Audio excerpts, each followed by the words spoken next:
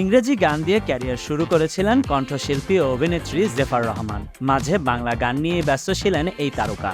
দীর্ঘ বিরতির পর ইংরেজি গানে ফিরলেন তিনি। এমনকি ভিন্ন ধারার গান ও ফ্যাশন স্টেটমেন্টের জন্য সবসময় নজর কাড়েন। বিভিন্ন সময় ভক্তরা তার গানের আলোচনা সমালোচনা করে থাকেন।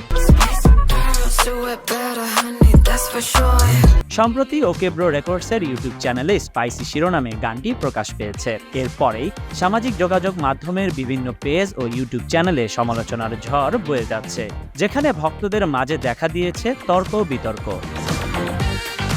ইউটিউবে গানের কমেন্টে সজীব আহমেদ লিখেছেন, একবার গায়ক বা গায়িকা হতে পারলেই ছাগলের মতো ম্যামে করতে পারলেই গান হয়ে যায়। মারুফ নামে আরেকজন লিখেছেন, কিসব করতেছে, তোমাদের লিরিক্স দরকার হলে যোগাযোগ কইরো আমার সাথে।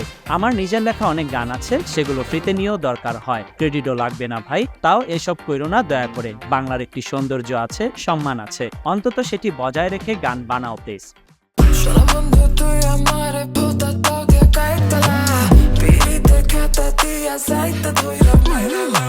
এদিকে ফেসবুকে গানের লিরিক্স শোনা বন্ধু তুই আমারে ভোতাদা দিয়া কাইটালা পীড়িতের খাতা দিয়া যাইতা ধরা মাইরালা নিয়ে চলছে আলোচনা সমালোচনা। ইবান আহমেদ রাসেল লিখেছেন, গরমের জ্বালায় বাঁচি না, সেরিয়াইসে খাতা দিয়া যাইতা ধরতাম বেয়াদব।